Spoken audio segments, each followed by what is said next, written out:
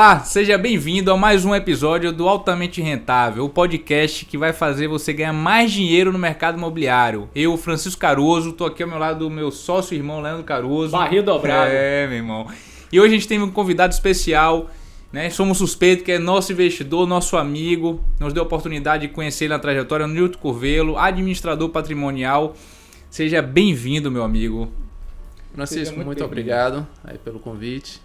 E espero colaborar aí com o empreendimento de vocês. Não só como investidor, mas também com as informações, né?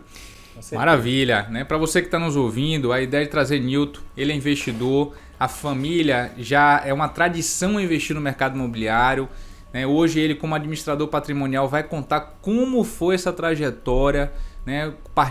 Começou no pai, né? O pai trouxe essa educação para dentro de casa e hoje já está a família junto, administrando patrimônio. Você vai contar, Nilton, como é que essa galera que está nos ouvindo pode chegar hoje nesse patamar, meu amigo.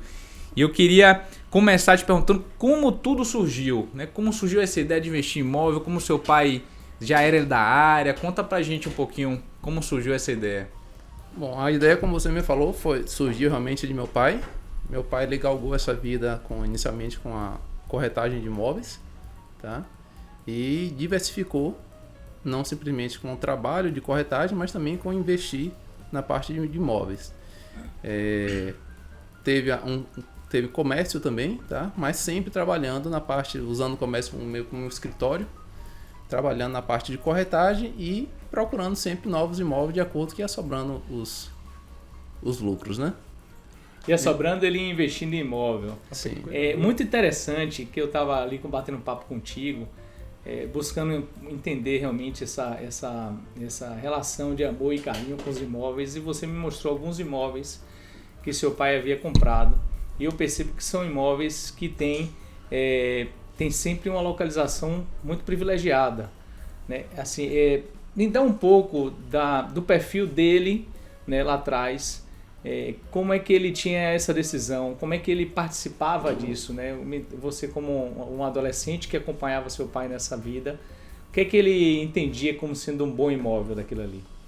Uma das coisas com relação à escolha do imóvel, que sempre marcou muito, meu pai falou, é que você investir um bloco, um saco de cimento em um imóvel de boa localização, tem o mesmo custo de você investir um bloco de cimento no imóvel de má localização. Muito bem, tá excelente certo? Dica. Então você está investindo em um local, às vezes, que você compre inicialmente mais caro e você consiga a valorização daquele imóvel, é muito melhor do que você querer valorizar um imóvel que não esteja bem localizado. Além, principalmente, de a gente focar sempre na parte comercial, que a localização realmente é uma coisa muito importante para poder ter a facilidade na locação, entendeu? E aí você pega esses elementos e você acaba escolhendo os imóveis realmente sempre bem mais localizados. Interessante nisso, você falou alguns pontos bem bacanas, espero que você fique atento, né, para poder pegar esses insights que o Nilton está falando. E um deles também eu gostei muito que você falou aí da questão do imóvel comercial. Conta um pouco para nosso público aqui, por que o imóvel comercial? Me dá um direcionamento disso aí. Isso aí eu vou até dizer mais um sentimento pessoal. Certo, tá certo? O imóvel residencial, normalmente quando você aluga, você só está vendo aquilo ali como um gasto todo mês, como um gasto que pesa no seu orçamento. A pessoa que aluga. A pessoa que aluga. Entendi. Certo? Entendi. Quando você aluga um imóvel comercial, que você está pagando o aluguel mesmo seja comercial, aquilo ali, por já ter um objetivo de lucro, ele já entra num contexto, apesar de ser gasto, mas ele não vê somente como gasto, ele vê como investimento para depois ele retirar um lucro. O cara já paga feliz, né? Entendeu? Então é diferente que por mais que você esteja alugando na sua moradia, que você esteja ali no seu dia a dia tendo o seu bem-estar, tá certo? Mas você não tem uma retirada de lucro em um aluguel residencial quando você paga o aluguel residencial. Entendeu? Entendi. Além de que nos aluguéis residenciais, tá certo? Normalmente você quer fazer algumas modificações, tudo você quer um retorno do inquilino, do locador, desculpe, tá certo? E no imóvel comercial, como a pessoa geralmente entra e quer colocar tudo já do jeito dele, ele acaba fazendo muito mais investimentos sem nenhuma necessidade de ter aquele retorno do locador, tá certo? Então, às vezes é mais fácil você chegar, não, lhe dou aí uma carência, você bota do seu jeito. No imóvel residencial, se tem alguma coisa lá, você tem que correr para resolver. No imóvel comercial, você chega, não, resolva aí que a gente ajusta no aluguel. Tudo muito acaba se tornando muito mais flexível, muito uma mais fácil de relação administrar. mais saudável, né? Eu não digo nem mais saudável, mas mais fácil de administrar. Boa. Entendeu? Apesar que tem suas peculiaridades, tem algumas pessoas que preferem residencial, mas tudo vai de acordo com o gosto. Como eu falei, é um gosto pessoal. Um perfil, né? Isso. Eu vi que agora vocês estão diversificando até, né? Mas foi aquela questão. Vocês, o foco de vocês aí no caso da Caroso, aí vocês estão realmente com um imóvel diferenciado, que foge, eu não digo, eu tiraria pegar uma dúvida com vocês. Lá, como tem esse foco de não simplesmente moradia, mas de locação, sim, tá certo? Em você ter aluguéis diárias, mensais, tudo. Lá, como é que é visto hoje em dia? Voltar uma pergunta lá. Como é que é visto lá o IPTU de vocês? Lá é residencial ou comercial? Residencial. Residencial. Porque a gente aprova na prefeitura como residencial. Aí o IPTU sai como residencial. Uma incorporação comum, né? É uma incorporação comum que a gente traz uma gestão, uma solução bem bacana, que é a gestão de toda a parte imobiliária e também a gestão do condomínio. É um plus que a gente traz lá. Agora é interessante, eu conversei com algumas pessoas já na Patrimonial. Esse pensamento que você tem é um pensamento parecido com outros patrimoniais que tem uma predileção pelo imóvel comercial. Que era algo que a gente... vai sair um corte muito bom disso aí, porque realmente vai conectar com outras pessoas que estão em decisão lá, aposto aqui, aposto cá. Acho legal. Você lembra dos primeiros imóveis do seu pai? Como foi que os primeiros imóveis que surgiram na Patrimonial? Olha, eu lembro que uma questão aguinada no avanço patrimonial de meu pai foi justamente na venda de um imóvel que ele construiu, um imóvel residencial, tá certo? No qual ele investiu em outros 3 comerciais, tá certo? E pegou a grana e já alocou novamente. E assim, acabou tendo uma certa visão, né? E pegou no local de uma franca valorização, que ele pegou na Manuel Dias. Antes da Manuel Dias ainda era aquela duplicada, que era as 2 vias ainda. Sim, cara. Entendeu?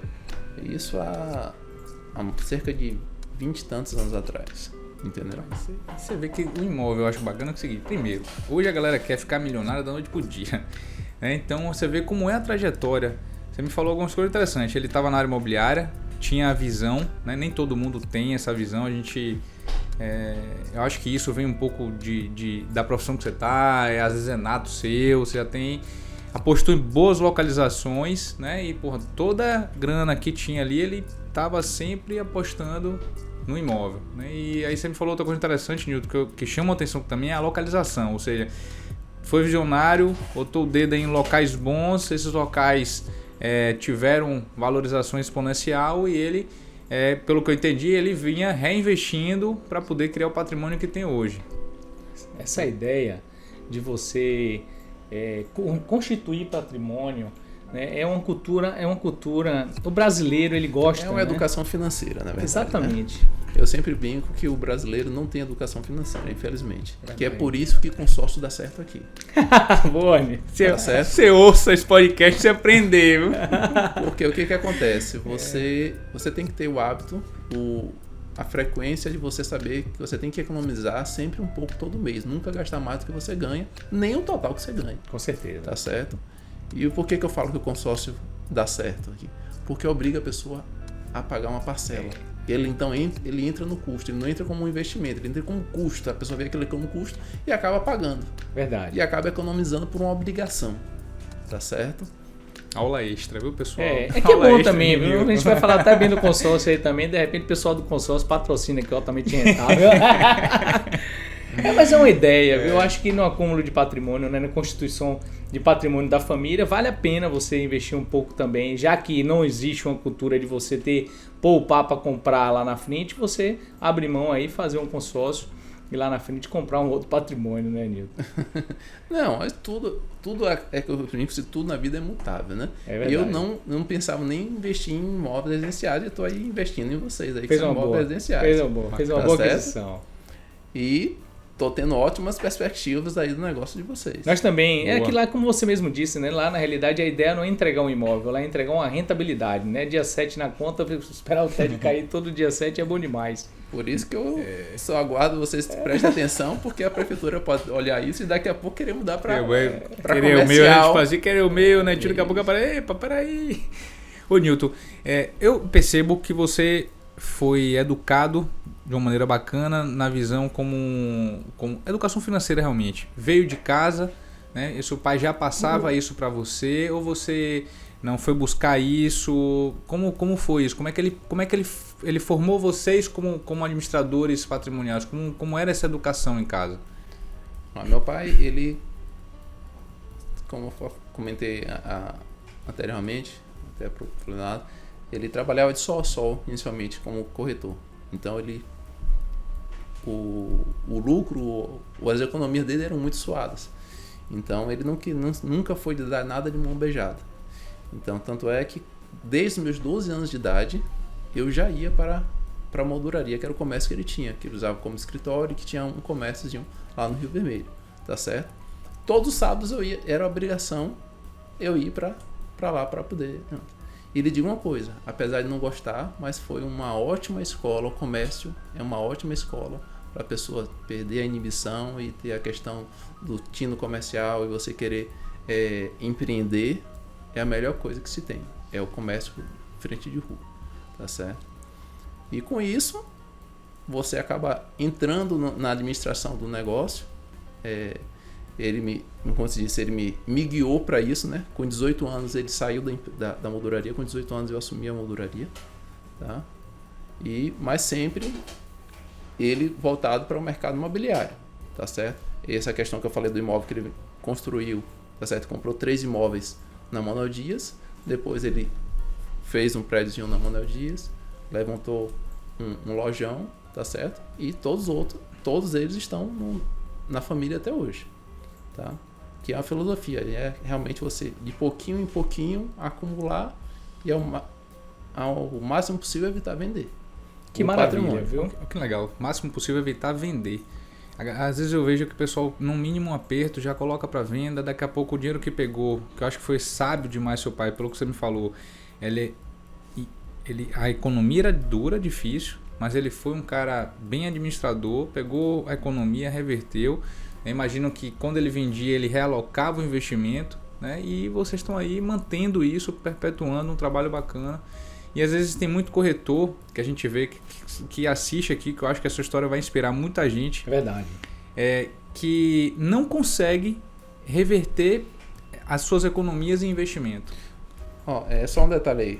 Impossível não vender. Eu sempre vi meu pai vender os imóveis residenciais dele. Entendi. Tá certo? Meu pai teve várias mudanças de comercial, né? Mas eu não me lembro de nenhum comercial dele ter vendido. Maravilha, tá, meu avô que dizia, eu só nasço para quem compra. Boa, gostei. Olha, diante desse bate-papo aqui, eu já reservei algumas coisas bem bacanas que consegui aprender aqui. A primeira delas, você falou um ponto muito importante, é educação financeira, né? Constituição patrimonial. Então, para você constituir um patrimônio bacana, você precisa entender que você precisa ter uma educação financeira, né? Hoje em dia tem vários cursos de educação financeira aí também na internet disponível, e eu acho que uma delas, assim, uma máxima que você pode já colocar aí, tirar 20% ou 30% daquilo ali que você ganha no mês e você já aloca na compra de um bem ou no investimento que você queira fazer, e você vai com certeza galgar um patrimônio bacana. Você tem imóveis na planta hoje que você paga 30%. Se você tem um imóvel aproximadamente de 300 mil, você tem 30%, você vai pagar 90 mil até a entrega das chaves, né? Então, se você tem parcelas aí de 2 mil, de 3, então se você conseguir 20% ou 30%, você vai ter o seu patrimônio na sua carteira, e esse patrimônio depois, se você locando, você inclusive pode pagar a prestação daquele financiamento que ele pegou. E a questão do que vocês estão querendo seguir da tokenização ainda ajuda mais ainda isso, exatamente. né? Porque aquele pequeno investidor que antigamente precisava acumular, fazer uma reserva para poder dar uma entrada no imóvel, fazer um próprio consórcio, um financiamento, tá certo? Hoje em dia já pode realmente pegar e investir em um token e com apenas um pequeno valor já está conseguindo dar um retorno mensal. Então, cara, a tokenização é uma saída. A tokenização a gente está trazendo um produto chamado Cashback Token, né, que é lá do Porto Privilégio. Só que existem vários desdobramentos que a gente vai trazer e para poder ela descentralizar, a gente dar a oportunidade do investidor poder ter um token desse de R$1.000, R$1.500 e garantir uma rentabilidade entre 13% a 20% aí para ele de forma anual. Acho que é bem bacana, é um desdobramento muito bom que a gente pode marcar até um outro podcast para poder falar sobre isso. É verdade. Ô Newton, hoje na administração que vocês fazem, como é que vocês enxergam, ou como é que vocês dão os passos de novos investimentos? Ou seja, vocês sempre reservam uma parte do recurso para quem está comprando? Muito boa. Existe essa lógica bem definida lá com vocês? A mesma lógica da questão da acumulação, de você reservar sempre a parte do dinheiro, serve também para quando você está dentro da empresa, você reserva uma parte para novos investimentos. Legal. Tá certo? Então, a questão da educação financeira que não tem, hoje em dia, quando a gente abre uma patrimonial, tem que se separar bastante a questão da parte dos sócios, que são as pessoas físicas, e a pessoa jurídica, tá certo? A questão da retirada e a questão do valor que vai ficar para ser reinvestido, tá certo? Então, como é visto? Todo mês, reserva-se todos os valores dos impostos, um percentual vai ser destinado à retirada do sócio e outro percentual a ser acumulado dentro da própria PJ. Agora, com relação à questão de novos investimentos, tá certo? Na questão imobiliária, acabou a gente meio que dando uma certa estagnada nos últimos tempos por conta dessas instabilidades, seja da parte de saúde, política, agora tudo, entendeu? Então a gente, nos últimos tempos, o único investimento que a gente fez foi de vocês. Me sinto privilegiado por conta disso, meu amigo. Você é um camarada que entende do mercado imobiliário e você, na realidade, fazer essa opção, para mim, me deixa lisonjeado. Estávamos até à procura ainda, mas infelizmente não teve ainda nenhum imóvel que a gente acabasse decidindo, então acabou ficando meio em stand-by. Deixa eu te fazer uma pergunta aqui. Você acompanhou muito seu pai, tá certo? Você se lembra do ponto onde ele decidiu abrir a patrimonial? Tipo assim, porque tem muita gente que fala assim, eu abro uma patrimonial para um imóvel só, eu abro uma patrimonial quando eu tiver que quantidade de imóvel. Você lembra desse ponto, dessa virada dele de abrir a patrimonial, da tomada dessa decisão? Meu pai ele foi sempre muito preocupado com a questão da sucessão patrimonial. Certo, que é uma parte que acaba tendo com aquela relação com a administração patrimonial, tá certo? E também aliado à parte da questão da tributação. Que quando você tem a questão da gestão de imóveis na parte de aluguel, a tributação em cima de pessoas físicas são mais pesadas do que na pessoa jurídica. Então ele aliou dois pontos, que é a questão da sucessão patrimonial, que facilita muito você ter todos os seus imóveis em um CNPJ, tá certo? E a questão de reduzir os seus custos com impostos, tá? Esse foi o ponto que realmente que fizeram com que ele contratasse um escritório de advocacia, fizesse a análise para poder abrir a patrimonial. Você lembra quantos imóveis ele tinha nessa época? Não lembro exatamente, não. É isso que eu tenho uma dúvida que até eu tenho, e você como gestor patrimonial pode até me dar uma luz disso aí. Você acha que uma pessoa que tenha um imóvel vale a pena? Ou a partir de 3, ou a partir de uma quantidade? Depende do valor do imóvel. Entendi. Boa, gostei. Tá certo? Se for depende do valor do imóvel e do retorno que esse imóvel vai lhe dar. Entendi. Tá certo? E o cálculo vai ser relativamente fácil. Tá certo? Você vai ter que analisar aquele imóvel, se você alugar com pessoa física, tá certo? Geralmente as pessoas que estão investindo nesse imóvel imobiliário já estão na última faixa de 27,5%, tá certo? E quanto que você vai pagar? Porque quando você abre uma patrimonial, você vai ter o custo de contador mensal, TFF, e os próprios impostos. Botar isso tudo na ponta do lápis, né? Interessante. Quanto é que paga do imposto no aluguel na patrimonial? Em média, somando tudo, dá cerca de 15%. Certo. Somando tudo, inclusive eu faço a média anual, contando contador, tudo, para uma patrimonial que já tenha um faturamento mais ou menos razoável. Entendeu? Porque hoje em dia você vai pegar você vai pagar sobre o lucro presumido. Entendi. Tá certo? Você tem, em cima dos rendimentos, a presunção da parte de aluguel vai presumir 32% de lucro. Tá? Em cima do lucro, você paga 15% de imposto de renda. Do lucro. Isso. E 9% de CSLL. Esses 32% já fica pré-definido, é? É a presunção de lucro. Entendi. Justamente você pega... Interessante, eu não sabia disso, não. Hoje em dia você tem alguns tipos de empresas, né? Da questão da tributação. O MEI, tá certo? O simples, o lucro real e o lucro presumido. Tá? No lucro real, o nome já diz. Você tem que pegar e jogar tudo, todos os seus gastos, até você pode jogar até uma resma de papel que você compre. Entendi. Tá certo? Em cima do que sobrar, você vai pagar os impostos. No lucro presumido, você declara o faturamento. Em cima daquele faturamento é calculado uma alíquota. Sim. Tá certo? Que sim. no caso, a questão de aluguéis é 32%. Entendi. Tá? Em cima desses 32%, você paga o imposto. Desculpa, só uma... O imposto de renda, o CSLL. O PIS e COFINS é em cima do total. Maravilha. Hilton, vou te fazer uma pergunta que às vezes a gente acha que não está direcionado ao investimento a número, mas é algo que quem trabalha com patrimonial e tem família, eu acho que é muito importante. Né? Eu vejo você e seus irmãos bem harmonizados. Como funciona essa questão de vou decidir um novo investimento? Reúne, os três irmãos têm que definir, existe um que ali é o administrador. Como é que vocês conseguiram criar essa organização dentro para que a coisa fique sempre em harmonia? Uhum. Vou voltar até uma frase da época de meu pai também. Tá certo? Meu pai sempre teve sócio, lá na época também de corretagem, tá certo? E sempre brincava, chegava pro sócio, seu cheque eu assino. Muito bem, viu? E o meu cheque você assina. Cara, que fantástico isso aí. Que sabedoria, viu? Porque o que acontece? Infelizmente, a parte financeira, ela tem que ser tudo... Quanto mais clara, mais confiança você gera, tá certo? Então, independente, como você falou, família, tá certo? Desde a época da partida de meu pai, tá certo? Houve-se a questão, tanto do tratamento do inventário, quanto a sucessão da empresa, tá certo? Independente de ser família ou não, tá certo? Você deixar tudo registrado sempre é a melhor maneira. Eu tenho atas desde a época do início que a gente assumiu a empresa, tá certo?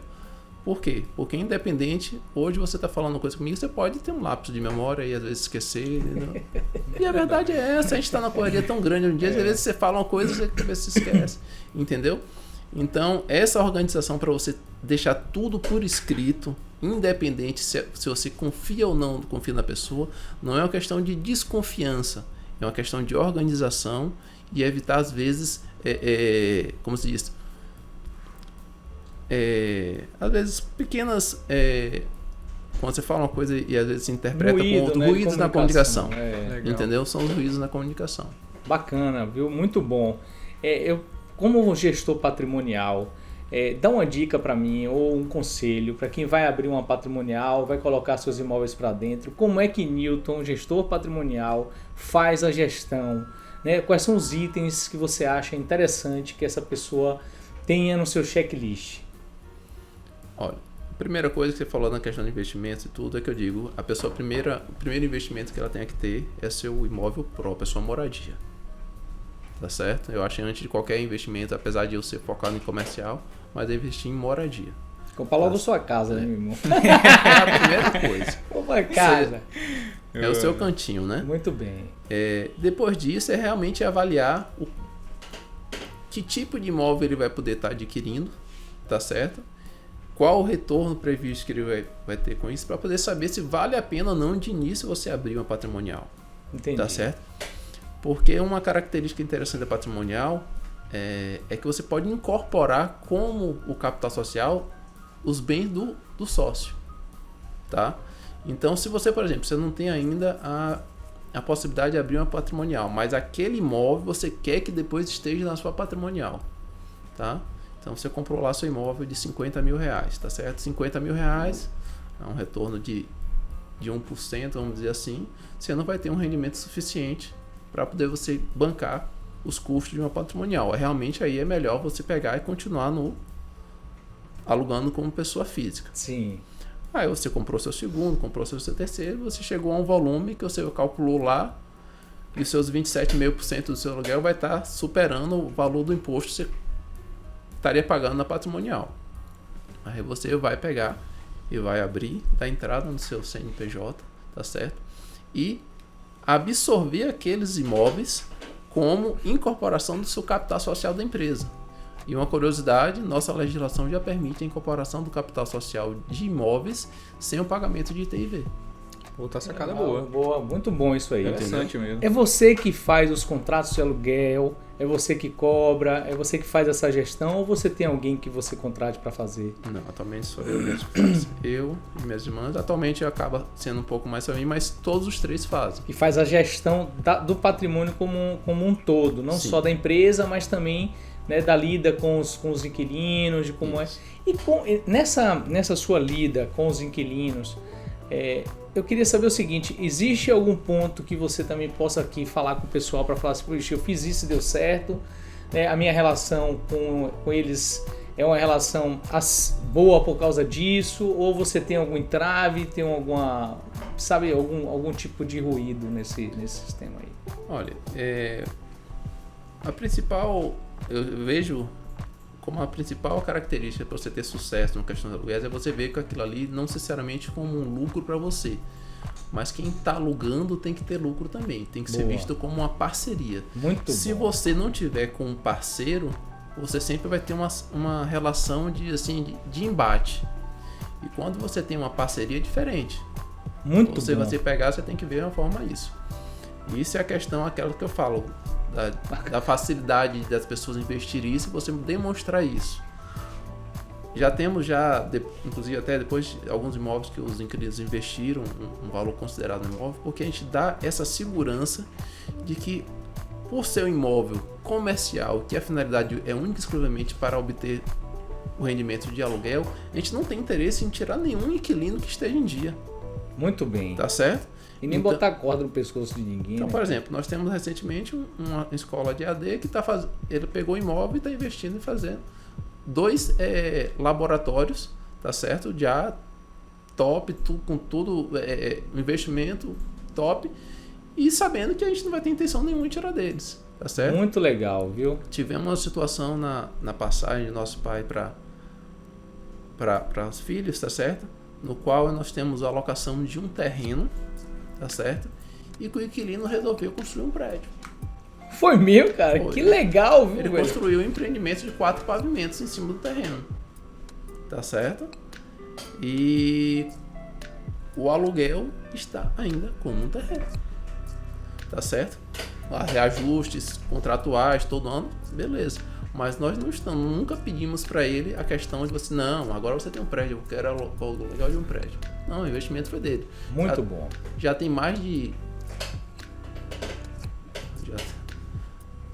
25 anos que ele... Rapaz, 25 anos do aluguel da mesma pessoa. Sim.